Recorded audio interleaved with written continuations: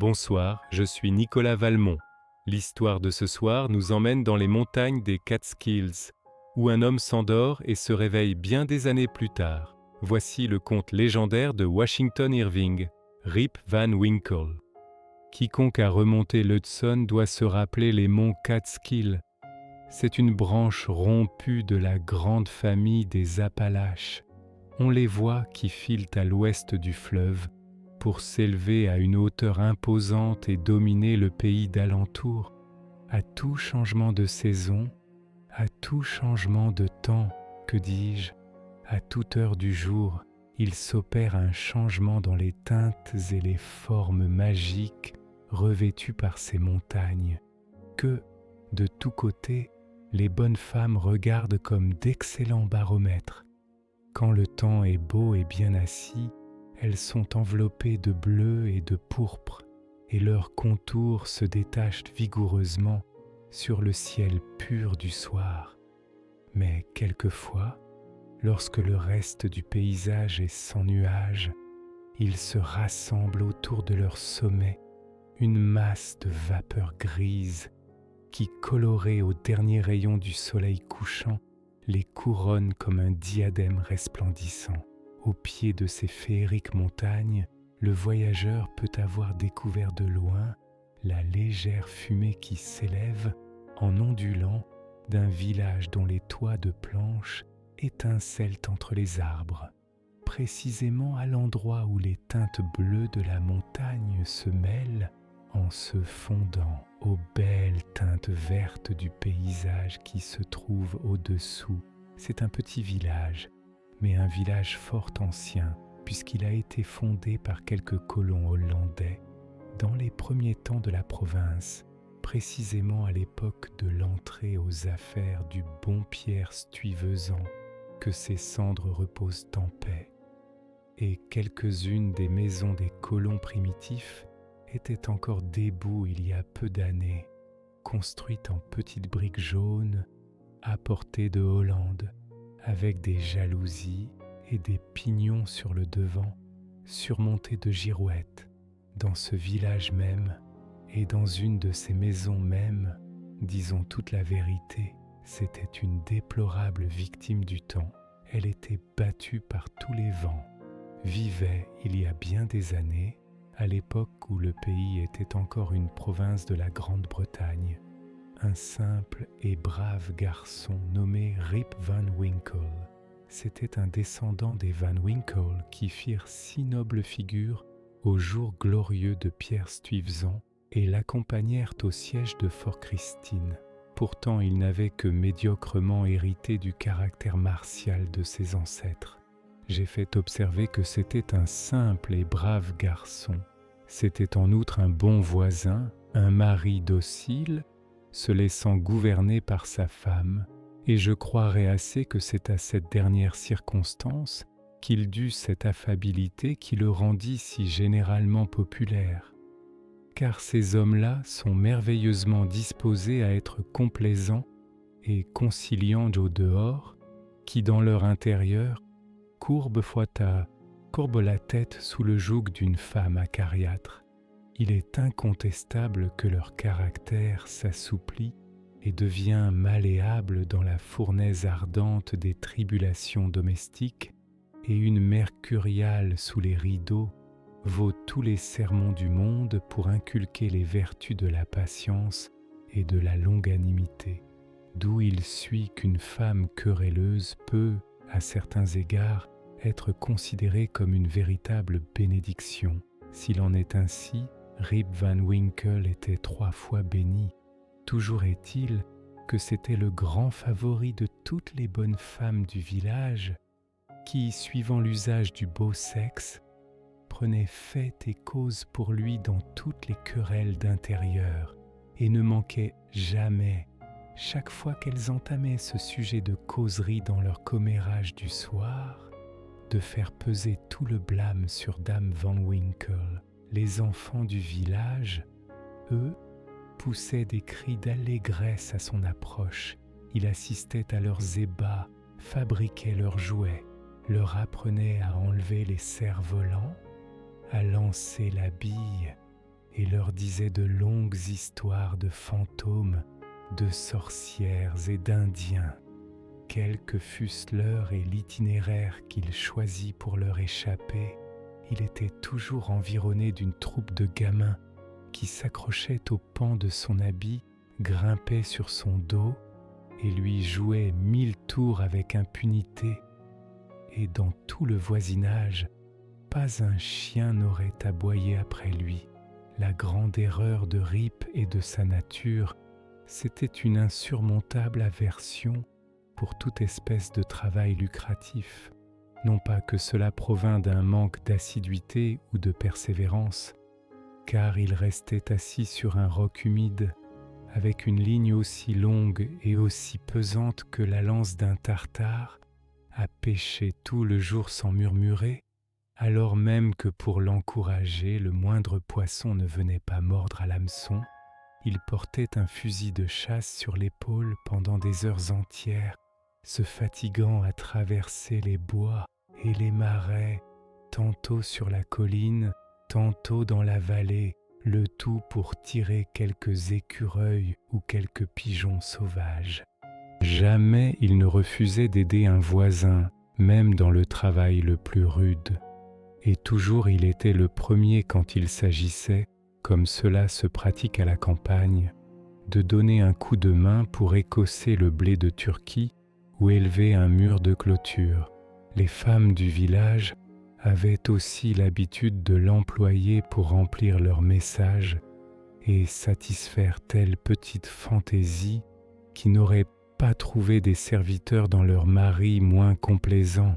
En un mot, Rip était prêt à faire la besogne de qui que ce fût, excepté la sienne.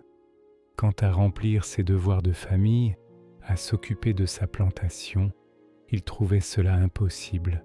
En effet, il déclarait que cela ne servait à rien de travailler sur sa plantation. C'était la plus mauvaise petite pièce de terre de toute la contrée. Tout y venait mal et y viendrait mal en dépit de ses efforts.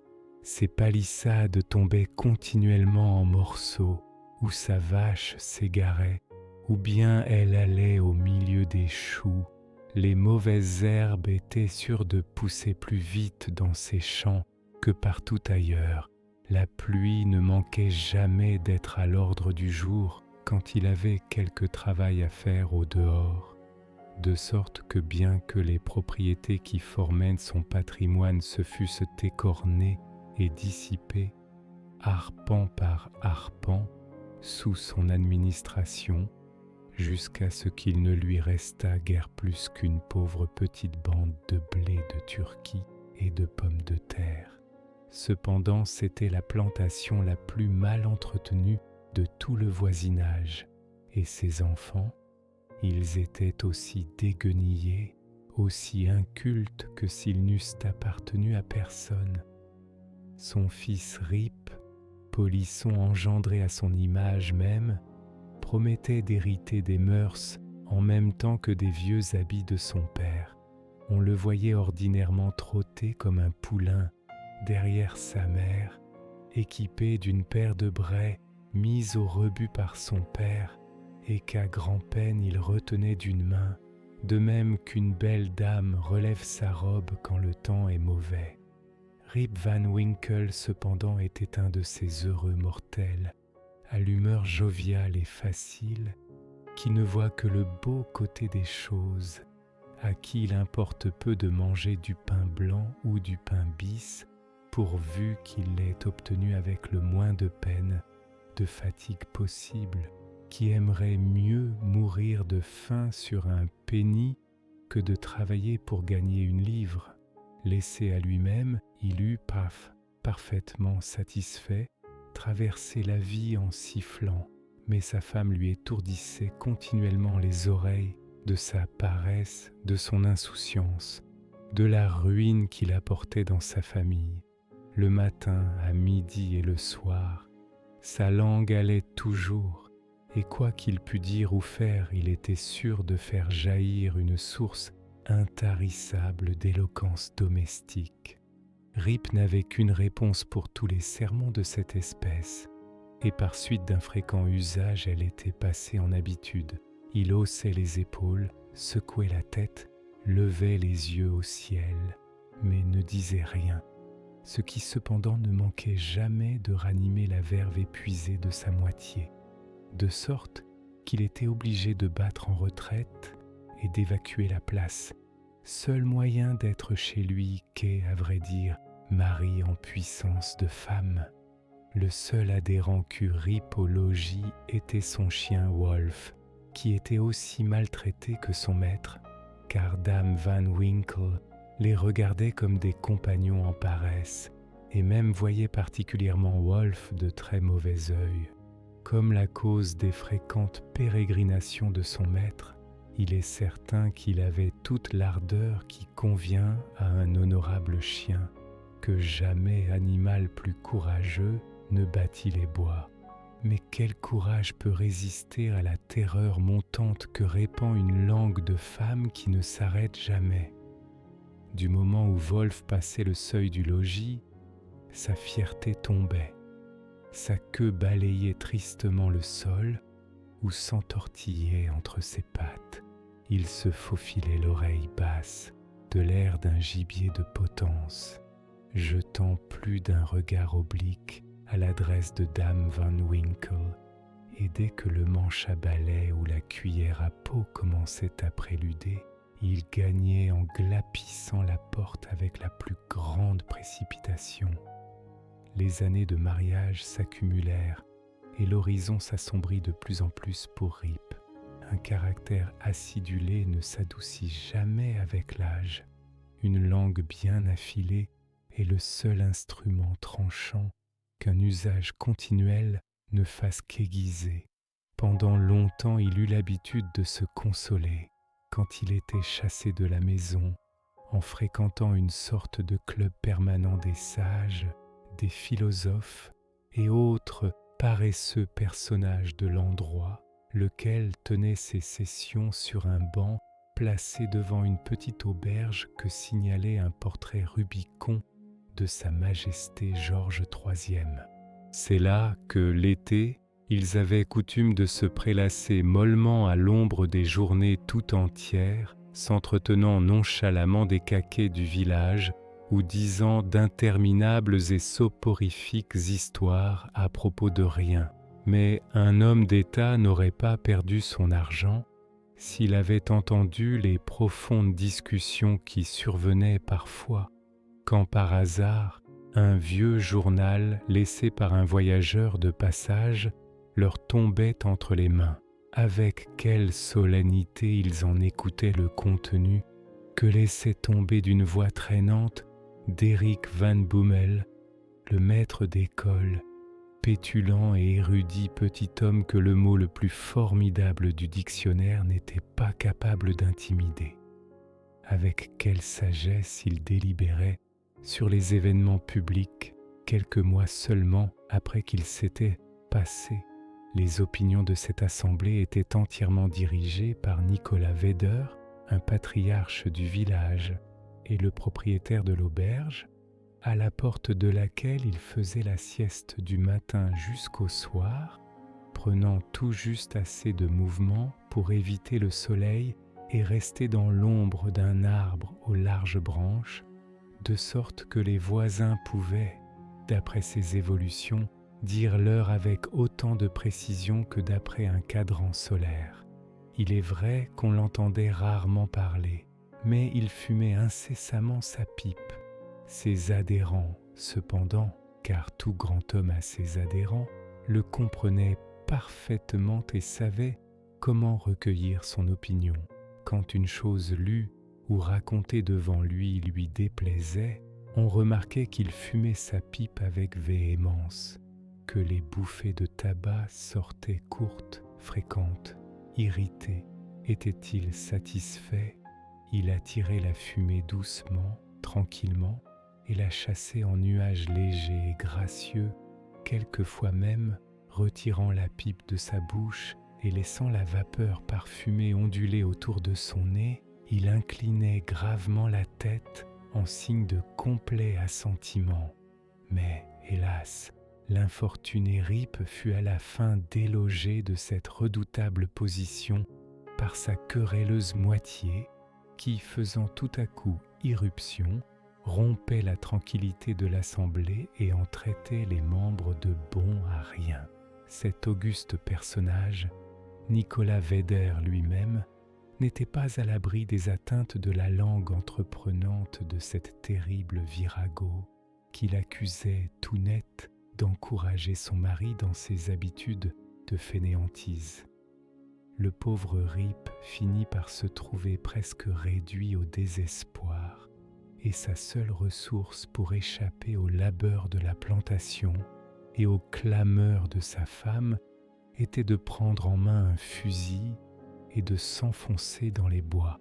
Là, il s'asseyait parfois au pied d'un arbre et partageait le contenu de son bissac avec Wolf. Entre eux régnait la sympathie. C'était un compagnon de souffrance et de persécution. « Pauvre Wolf, disait-il, ta maîtresse te fait mener une vie de chien, mais ne fais pas attention, mon garçon. Tant que je vivrai, tu n'auras pas besoin d'un ami pour te soutenir. » Et Wolf remuait légèrement la queue, regardait fixement son maître en face, et si les chiens sont susceptibles de pitié, je crois fermement qu'il le plaignait aussi du plus profond de son cœur.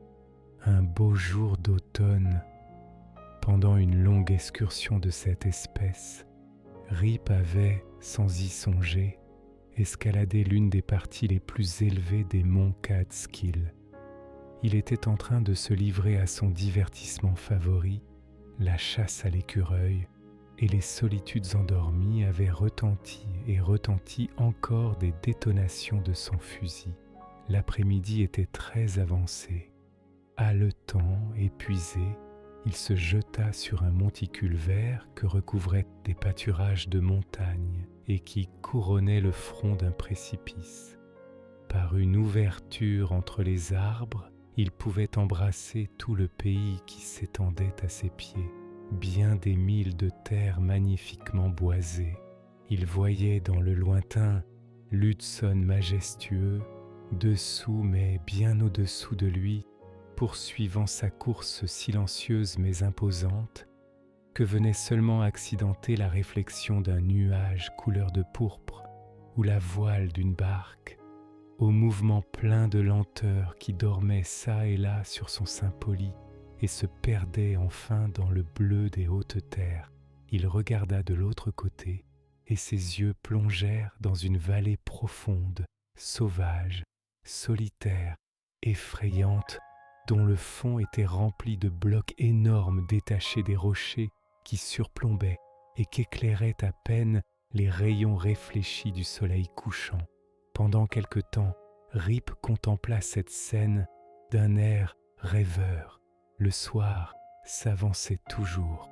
Les montagnes commençaient à projeter sur les vallées leurs longues ombres bleues. Il vit que la nuit tomberait bien avant qu'il pût atteindre le village, et il poussa un profond soupir en songeant à l'accueil gracieux que lui réservait Dame Van Winkle. Comme il était sur le point de descendre, il entendit à une certaine distance une voix qui criait « Rip Van Winkle, Rip Van Winkle ». Il regarda autour de lui, mais il ne vit rien qu'une corneille qui passait dans son vol solitaire, perpendiculairement à la montagne. Il crut avoir été le jouet de son imagination et se retournait pour continuer à descendre quand il entendit le même cri retentir dans l'air assoupi du soir. « Rip Van Winkle, Rip Van Winkle ». En même temps, le dos de Wolf se hérissa. Il poussa un grognement étouffé et, se serrant contre son maître, jeta dans le vallon un regard effrayé. Rip alors sentit une vague appréhension s'emparer de lui. Il jeta dans la même direction un regard inquiet et aperçut une forme étrange, escaladant lentement et péniblement les rochers, courbée sous le poids d'un fardeau qu'elle portait sur son dos. Il fut surpris de voir un être humain dans cet endroit sauvage, et non fréquentée, mais supposant que c'était quelque habitant du voisinage qui avait besoin de son secours, il se hâta de descendre pour le lui prêter. Comme il approchait davantage, il fut encore plus surpris de la singularité de la personne de l'étranger. C'était un petit vieillard construit en carré avec des cheveux épais et incultes et une barbe grise. Il était habillé à l'ancienne mode hollandaise, un pourpoint de drap serré autour de la taille, plusieurs paires de hauts de chausses, dont le dernier très ample, orné de rangées de boutons sur les côtés et de nœuds aux genoux. Sur son épaule était un lourd baricot qui paraissait plein de liquide. Il fit signe à Rip d'approcher et de l'aider à le porter. Quoique sur ses gardes et se défiant de cette nouvelle connaissance, Rip se rendit à son désir avec son empressement ordinaire et cédant l'un l'autre tour à tour, ils escaladèrent une gorge étroite, formée, selon toute apparence, par le lit d'un torrent desséché de la montagne. Comme ils gravissaient, Rip entendit de temps à autre de longs roulements, semblables à des coups de tonnerre dans le lointain, qui paraissaient sortir d'un profond ravin, ou plutôt d'une crevasse, entre des rochers au front élevé, vers lequel menait le sentier difficile qu'ils avaient pris.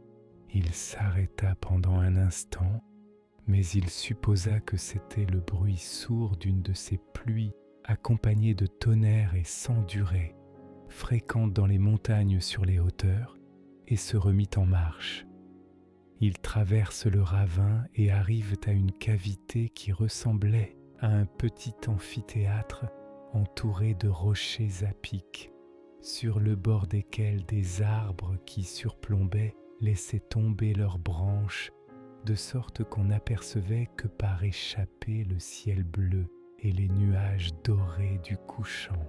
Pendant tout ce temps, Rip et son compagnon avaient silencieusement poursuivi leur marche pénible, car, bien que le premier fût grandement curieux de savoir quel motif pouvait pousser à transporter un baricot de liqueur sur cette montagne sauvage, cependant il y avait autour de cet inconnu je ne sais quoi de singulier, d'incompréhensible, qui inspirait une crainte respectueuse et n'admettait pas la familiarité.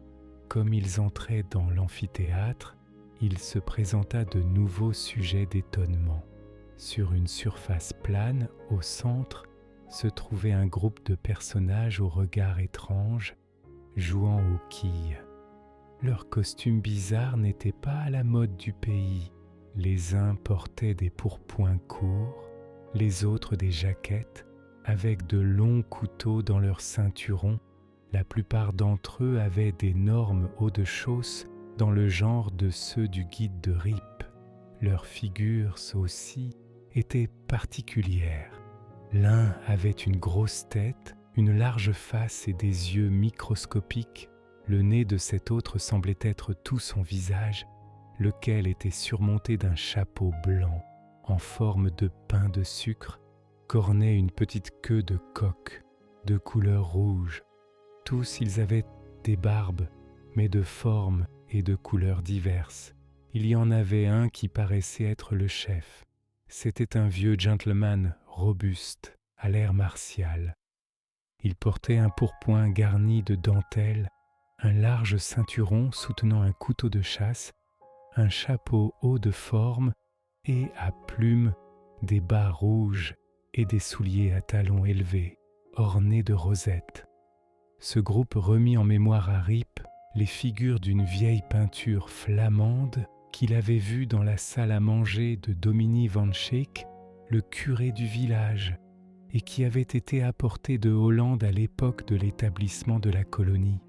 Mais ce qui surtout parut étrange à Rip, c'est que, bien que ces gens s'amusassent évidemment, ils gardassent cependant les physionomies les plus sérieuses, le plus mystérieux silence.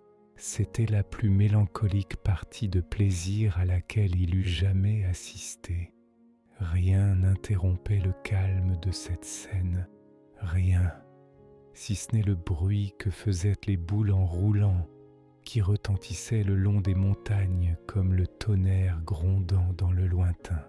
Quand Rip et son compagnon s'approchèrent d'eux, ils abandonnèrent tout à coup leur partie et le regardèrent avec des yeux si fixes, si glacés, d'un air si étrange, si extraordinaire, si éteint que le cœur lui manqua, que ses genoux s'entrechoquèrent. Alors son compagnon vida le contenu du baricot dans de grands flacons et lui fit signe de servir la compagnie. Il obéit avec crainte et tremblement. Ils burent à longs traits la liqueur dans un profond silence et puis retournèrent à leur jeu. Le respect et la crainte de Rip se dissipèrent par degrés. Il alla jusqu'à s'aventurer, quand aucun regard n'était fixé sur lui, à goûter le liquide. Il trouva, rien qu'au parfum, qu'il ressemblait beaucoup à de l'excellente eau-de-vie de Genièvre. Il avait naturellement le gosier en pente et fut bientôt tenté d'y retourner. Une rasade en provoqua une autre. Enfin, ses visites aux flacons devinrent si fréquentes que le sentiment l'abandonna. Ses yeux nagèrent dans leurs orbites, sa tête pencha graduellement et il tomba dans un profond sommeil. En s'éveillant, il se trouva sur le monticule vert d'où, pour la première fois, il avait vu le vieillard du vallon. Il se frotta les yeux, on était au matin et le soleil brillait, les oiseaux voletaient çà et là et jetaient leurs notes aiguës dans les buissons. L'aigle tournait sur lui-même au haut des airs, se maintenant contre la brise pure de la montagne. Assurément, pensa Rip, je n'ai pas dormi ici toute la nuit. Il chercha à se rappeler ce qui s'était passé avant qu'il ne s'endormît. L'homme étrange au baricot de liqueur, le ravin de la montagne, la retraite sauvage au milieu des rochers, le groupe mélancolique qui jouait aux quilles, le flacon. Oh, ce flacon, ce maudit flacon, pensa Rip. Quelle excuse apporter à Dame Van Winkle? Il chercha des yeux son fusil, mais au lieu de son fusil de chasse si net, si brillant, il n'en trouva près de lui qu'un vieux dont le canon était incrusté de rouille, dont la platine ne tenait plus et dont le bois était vermoulu. Il soupçonna alors les graves personnages de la montagne de lui avoir joué un tour et après l'avoir gorgé de liqueur, de lui avoir dérobé son fusil. Wolf aussi avait disparu, mais il pouvait s'être élancé à la poursuite d'un écureuil ou d'une perdrix. Il le siffla et l'appela à grands cris, le tout en vain. L'écho répéta son sifflement et ses cris, mais du chien pas de nouvelles. Il résolut de revisiter le théâtre des jeux de la soirée dernière, et s'il rencontrait quelqu'un de ceux qu'il y avait vus, de lui demander son chien et son fusil. Comme il se levait pour se mettre en marche, il s'aperçut qu'il avait les articulations raides, que son agilité ordinaire lui faisait défaut.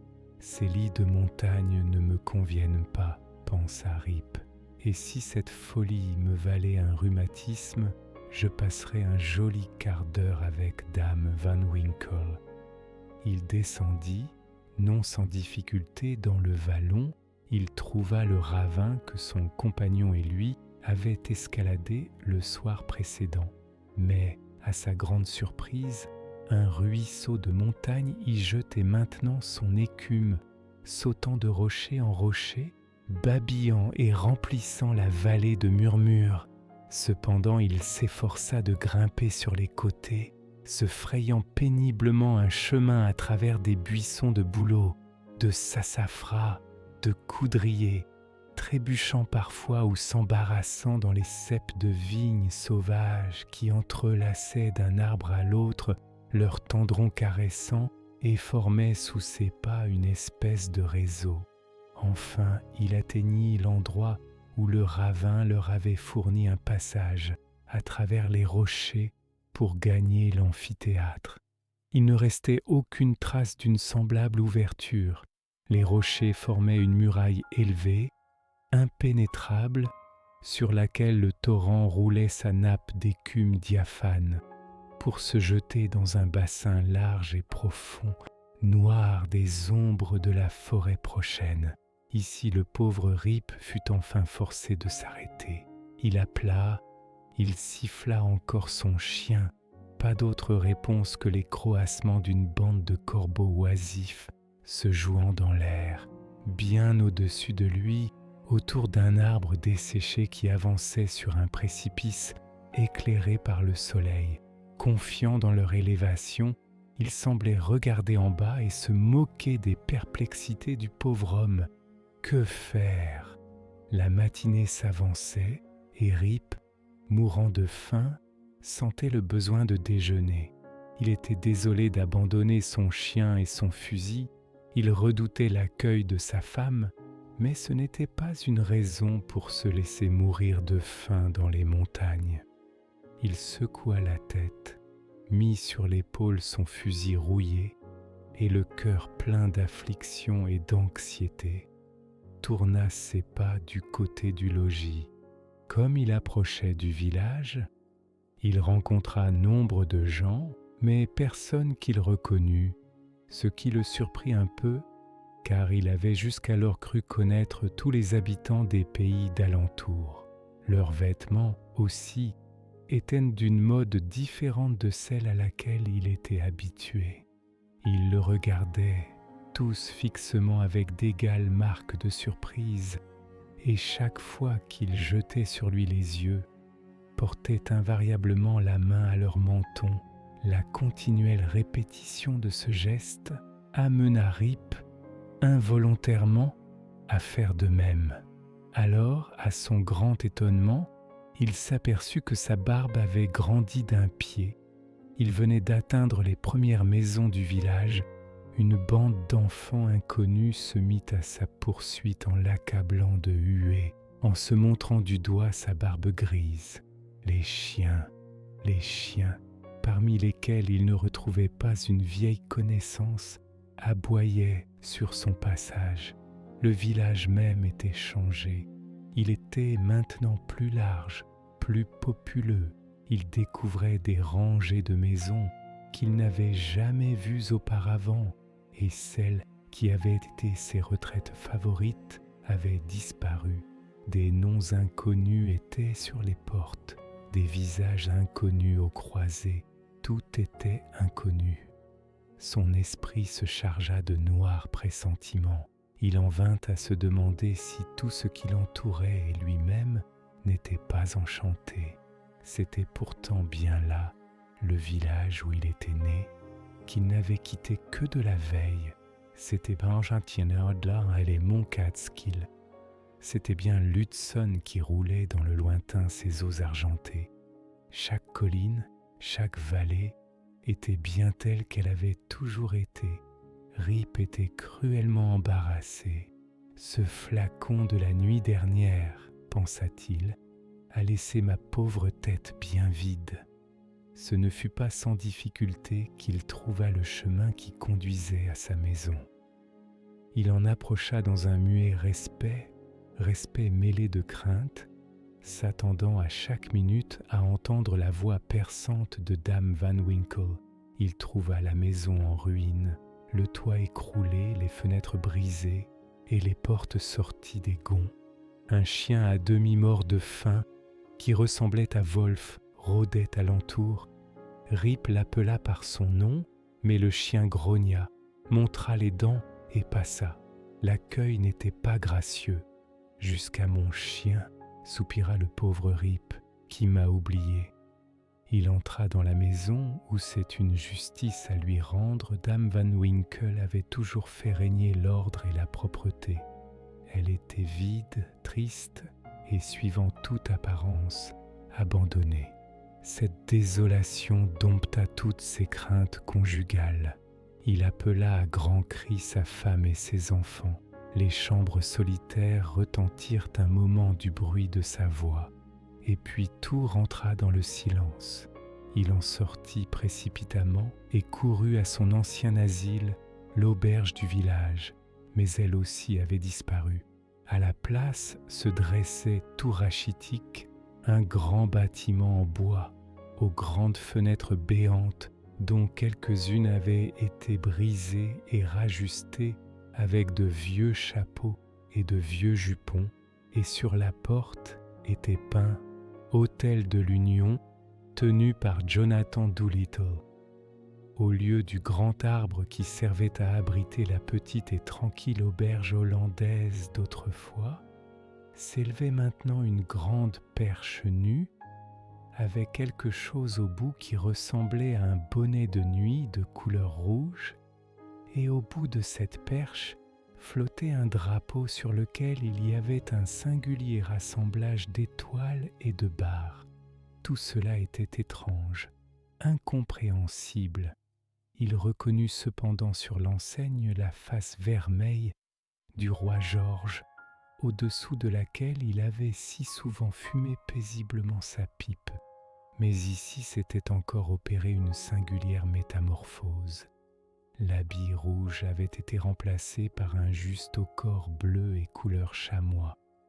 Au lieu d'un sceptre, la main tenait une épée, la tête était ornée d'un chapeau à cornes, et au-dessous était peint en gros caractères le général Washington. Il y avait, comme de coutume, beaucoup de monde autour de la porte, mais personne que Rip reconnut. Le caractère même du groupe semblait changer. Il y régnait un ton de dispute, je ne sais quoi d'affairé, de remuant, au lieu du flegme accoutumé, du calme soporifique d'autrefois. En vain chercha-t-il des yeux le sage Nicolas Vedder avec sa large face, son double menton, sa longue et belle pipe, laissant échapper des nuages de fumée de tabac au lieu d'inutiles discours, ou Van Bommel, le maître d'école, communiquant le contenu d'un vieux journal. À leur place, un individu maigre, au regard bilieux, les poches pleines de billets, pérorait avec véhémence sur les droits des citoyens, les élections, les membres du Congrès, la liberté, Bunkers Hill, les héros de 76 et autres expressions qui sonnaient aux oreilles troublées de Van Winkle comme un vrai jargon babylonien. L'apparition de Rip avec sa longue barbe grise, son fusil de chasse couvert de rouille, son costume bizarre et l'armée de femmes et d'enfants qui se pressaient sur ses talons eut bientôt attiré l'attention des politiques de taverne. Ils s'amassèrent autour de lui, l'examinant de la tête aux pieds avec la plus grande curiosité. L'orateur se précipita vers lui et le prenant légèrement à part, s'enquit de quel côté il votait. Rip le regarda fixement d'un air distrait et stupide. Un autre individu, de petite taille, mais qui se donnait beaucoup de mouvement, le tira par le bras et se haussant sur la pointe des pieds, lui glissa dans l'oreille « Êtes-vous fédéraliste ou démocrate ?» Rip se mettait encore l'esprit à la torture pour saisir la question, quand un habile et vieux gentleman à mine dictatoriale et coiffé d'un chapeau à cornes finissant en pointe d'aiguille, s'ouvrit un passage à travers la foule, que sur son chemin il repoussait à droite et à gauche avec ses coudes, et se plantant devant Van Winkle, un bras sur la hanche, l'autre appuyé sur sa canne, pendant que ses yeux perçants et son chapeau pointu plongeaient, pour ainsi dire, au fond de son âme, lui demanda d'un ton austère ce qui l'amenait aux élections avec un fusil sur l'épaule et un rassemblement derrière lui, et s'il avait l'intention de faire une émeute dans le village. « Hélas, messieurs, s'écria Rip quelque peu alarmé, je suis un pauvre homme bien paisible, natif de l'endroit, et un loyal sujet du roi, Dieu le bénisse. » À ces mots, le même cri échappa à tous les assistants. Un Tory, un espion, un réfugié. Chassez-le, qu'il disparaisse. Ce fut à grand-peine que l'important personnage au chapeau à cornes parvint à rétablir l'ordre, et qu'ayant pris un air 10 fois plus rébarbatif, il demanda de rechef à cet accusé, à cet inconnu, ce qu'il était venu faire et qui il cherchait. Le pauvre homme lui assura bien humblement qu'il n'avait pas de mauvaises intentions, mais était simplement en quête de quelques-uns de ses voisins qui avaient l'habitude de fréquenter la taverne. Bien, qui sont-ils? Nommez-les. Rip se recueillit un moment et demanda « Où est Nicolas Vedder ?» Il se fit un silence de quelques instants. Enfin, un vieillard répondit d'une voix grêle et flûtée. « Nicolas Vedder? Et quoi? Il est mort et enterré depuis 18 ans. Il y avait dans le cimetière une tombe de bois qui servait à dire tout ce qui le concernait. Mais elle est pourrie. Elle n'existe plus non plus. Où est Brom Dutcher? Oh, il est parti pour l'armée au commencement de la guerre. Les uns disent qu'il a été éclaté à l'assaut de Stony Point, d'autres qu'il s'est noyé dans une bourrasque au pied de Anthony's Nose. Je ne sais pas, il n'est jamais revenu. Où est Van Bemmel, le maître d'école? Il est aussi parti pour la guerre, a été un grand général de milice et fait maintenant partie du Congrès. En apprenant ces tristes changements intervenus dans son pays natal parmi ses amis, en se trouvant ainsi seul au monde, Rip sentit son cœur s'en aller. Et puis chacune de ses réponses l'embarrassait, car elles supposaient un si énorme laps de temps. Elles avaient trait à des choses qu'il ne pouvait comprendre. La guerre, le Congrès, Stony Point. Il n'eut pas le courage de s'informer davantage de ses amis, mais s'écria dans un mouvement de désespoir. N'est-il donc personne ici qui connaisse Rip Van Winkle? Oh, Rip Van Winkle, répliquèrent 2 ou 3. Oh, bien certainement, voilà Rip Van Winkle là-bas, appuyé contre un arbre. Rip regarda et vit l'exacte copie de lui-même, tel qu'il était quand il s'était acheminé vers la montagne, aussi paresseux selon toute apparence, et certainement tout aussi déguenillé. Le pauvre homme était maintenant entièrement confondu. Il douta de sa propre identité, s'il était lui-même ou un autre.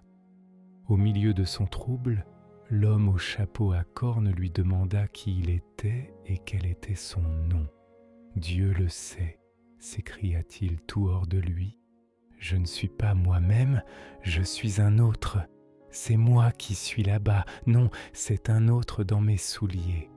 J'étais moi-même la nuit dernière, mais je me suis endormi sur la montagne, et l'on m'a changé mon fusil, et tout est changé, et je suis changé, et je ne puis dire quel est mon nom ni qui je suis. » Les spectateurs commencèrent à se regarder les uns les autres, à secouer la tête, à cligner des yeux d'une façon très significative et à se frapper le front avec leurs doigts.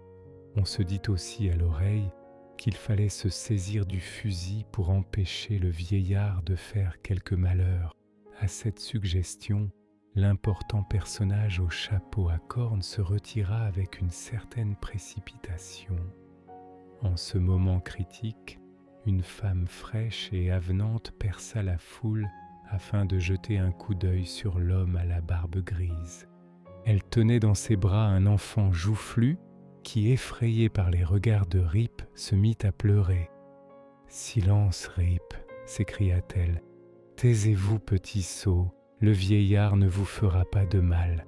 Le nom de l'enfant, les traits de la mère, le son de sa voix éveillèrent dans son esprit un monde de souvenirs. « Quel est votre nom, ma bonne femme ?» lui demanda-t-il. « Judith Gardenier.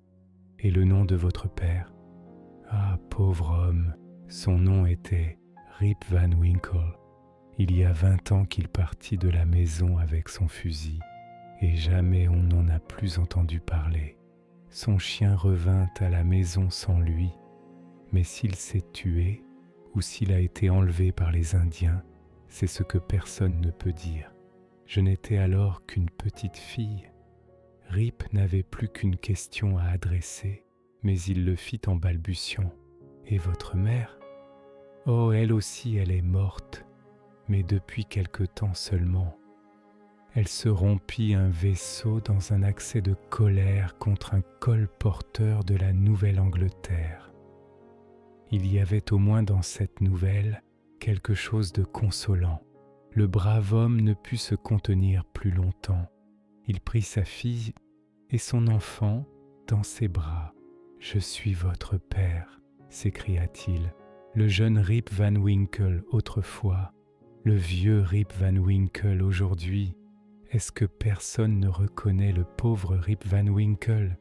Tous étaient saisis d'étonnement, mais enfin une vieille femme se sépara de la foule, vint en chancelant, porta sa main à son front et, le regardant par-dessous au visage pendant un moment, s'écria « Mais assurément c'est Rip Van Winkle, c'est lui-même. Soyez le bienvenu parmi nous, vieux voisins. Eh bien, où avez-vous été pendant ces 20 longues années ?» L'histoire de Rip fut bientôt dite, car ces 20 années n'avaient été pour lui qu'une seule nuit. Les voisins ouvraient de grands yeux en l'écoutant. On en vit quelques-uns se faire signe de l'œil et pousser leur langue contre leurs joues, et l'important personnage au chapeau à cornes, qui, l'alarme dissipée, était revenu sur le champ de bataille, abaissa les coins de sa bouche et secoua la tête. Là-dessus, toute l'assemblée se mit à secouer la tête.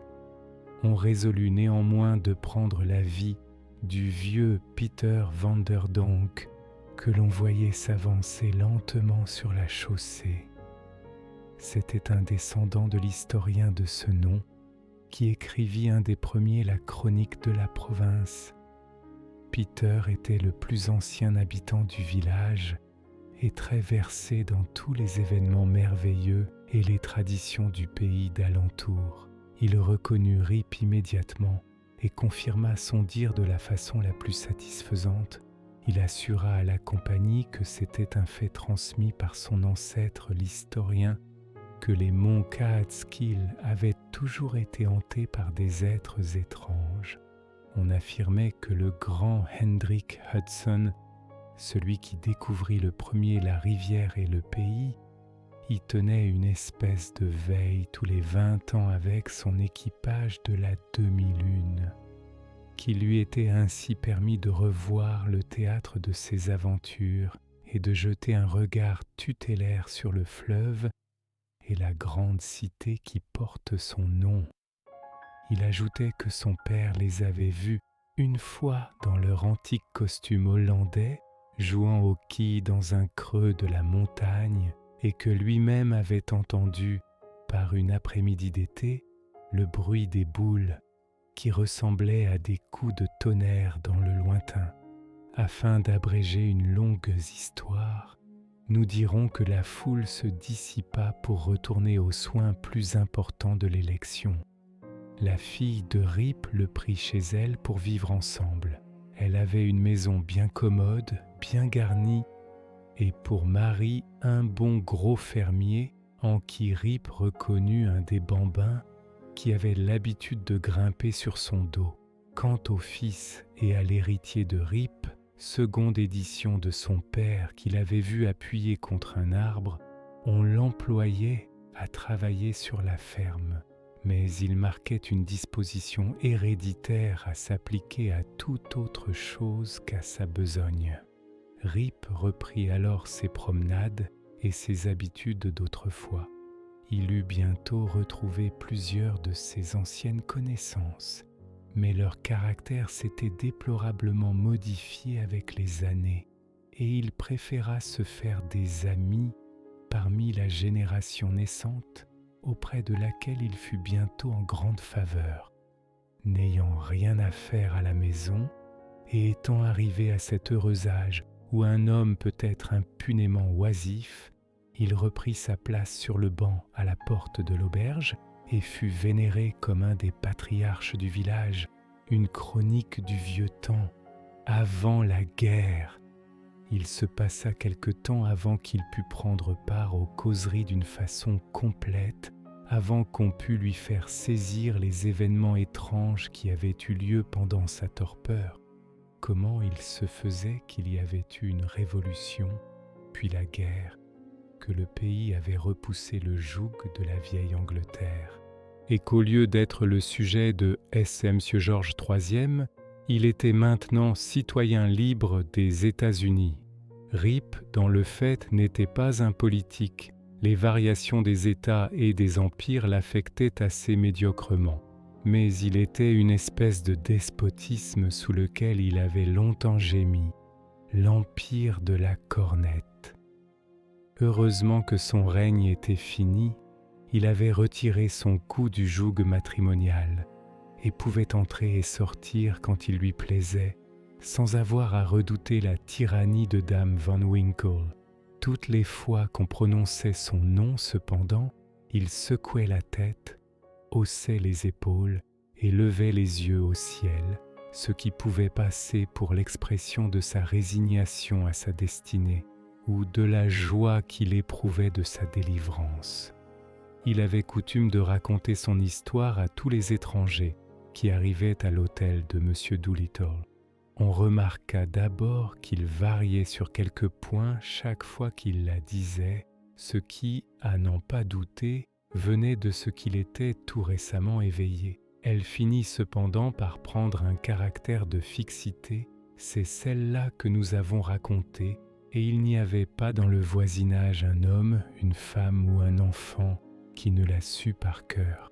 Il en est bien qui affectèrent toujours de douter de son authenticité, qui répétèrent que Rip avait eu une absence d'esprit et que c'était un sujet sur lequel il n'avait pas encore la tête bien saine, mais les vieux habitants d'origine hollandaise y ajoutèrent presque universellement foi, et aujourd'hui même ils n'entendent jamais retentir le tonnerre sur les monts Catskill par une orageuse après-midi d'été qu'ils ne disent « Hendrik Hudson et sa bande sont en train de jouer aux quilles » et c'est dans le voisinage un vœu familier à tous les maris menés par leurs femmes quand la vie leur pèse lourde sur les bras que de pouvoir puiser le repos dans le flacon de Rip Van Winkle